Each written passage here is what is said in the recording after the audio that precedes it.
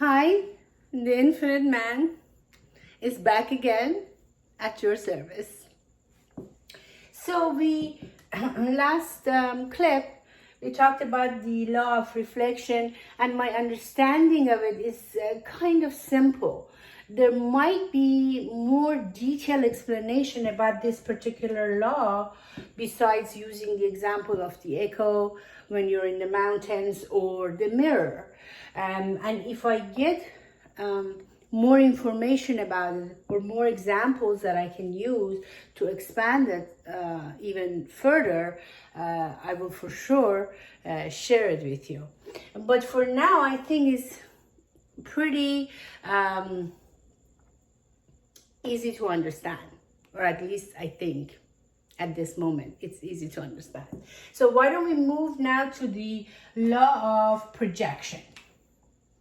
This is also, again, another important law.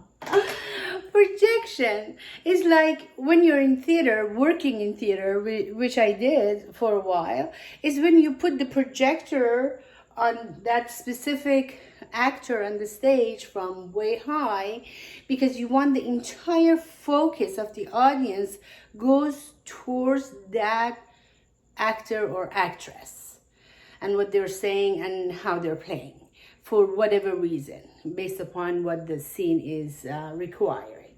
So projection is when we put the focus, put the attention, put the energy into something.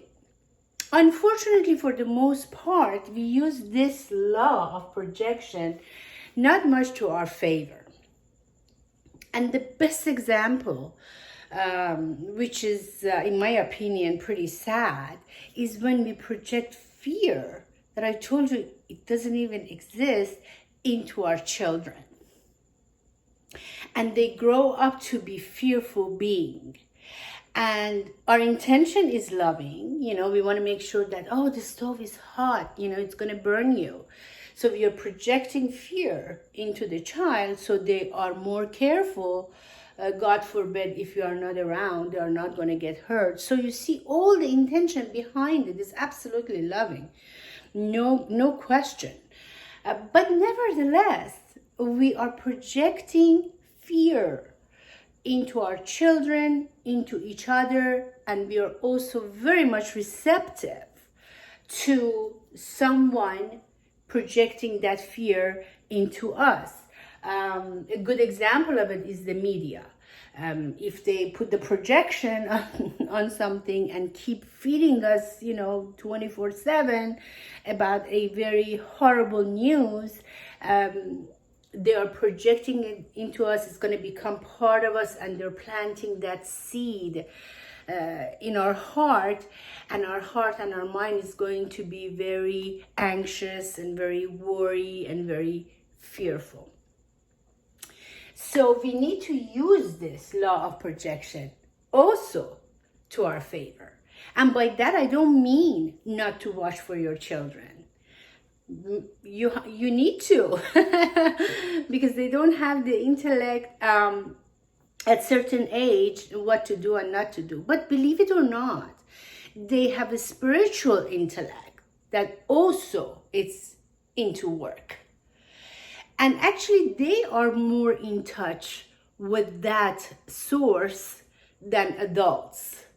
Animals are more in touch with that source than adults, because they haven't been conditioned yet, but don't worry, we are conditioning them. We are projecting fear and God knows what else. We are the school system, the religious system, the political system. They're all here to just make us a little bit more crazy. But we need to stop that, and because now we understand a lot of things. And now we know there's much bigger picture in the picture. And we are going to use these to our favor so we can pull ourselves out of this web. It's time.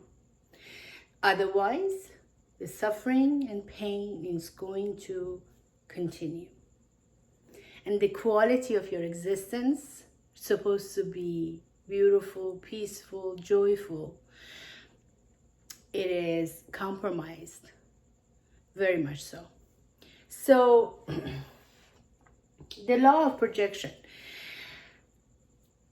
We need to put the projector on things that when our focus goes through it, in return gives us so much joy, comfort, and love. For example, when you go to the nature, focus on the tree and the bird that comes and sits, and then right there you see the clouds behind the tree and the bird, and then another bird comes and sits right next to it. They might be mating, they might be fighting, whatever. But nevertheless, when you put the projection on something that it's natural and loving and beautiful, it's constantly feeding you energy. And the consequence of that energy is positive. And those are the moments that you are one with all. Those are the moments that you feel a lot bigger than you are, a lot more powerful than you are, and a lot more, not a lot more actually, completely free. We need to get back to those basics, that when we came to this world, we were free and we were powerful, and also we had a great sense of being, but then it gets conditioned. It goes bad, so bad, that gets to these ages and gets so painful that then we have to go back to that inside, bring it out, and make it more explainable to ourselves.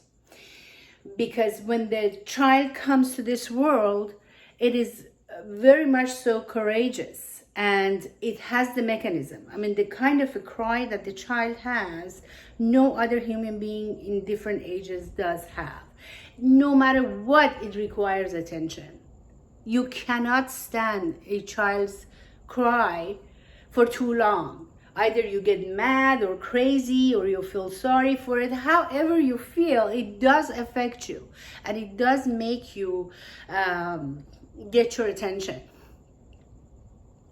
So, and they are very courageous because they poop and pee without being embarrassed or apologize for it, because everything to them is natural, and there's nothing to be ashamed of.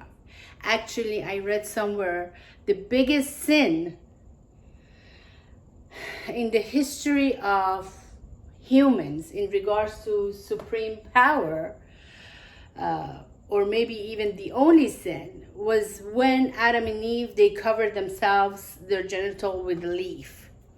And God was very, very sad and disappointed, because he said, I created you beautiful and perfect, and that part, like your eyes and hair and everything else, is beautiful.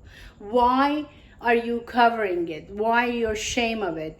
And I think the trouble of humanity started right from there, because the rest of our journey, pretty much we are consumed with the lower half of the body, unfortunately, one way or the other. So it took us to really wrong paths. Why? Because we were not courageous and in touch with ourselves, like that infant that says, there is nothing to be ashamed of. I come to this world naked, and I pee and poo and I eat, and this is what I'm supposed to be doing in terms of physicality part of it, and in terms of love and other things. I need to learn, and for the most part I need to learn everything on my own. You just be watchful, just like Supreme is in regards to us, watchful. But nevertheless, when we fall, we are the one that we have to get up, and we are the one that we are going to experience the pain. And that doesn't make God happy or sad, because he's watchful for sure and give us as much as we can chew. But nevertheless, the journey is us. So same thing with children. If we start raising children, which I will get to that because it's a really deep subject, and I'm sure by sharing what I think, I'm going to make some people really sad or upset or angry even with me, but I will handle it. I'm behind the behind the video, so I'm safe. So we are going to do that. But I think this session I got a little bit, off track as far as the loss goes. But the projection, we are going to continue on the next clip. Thank you for watching.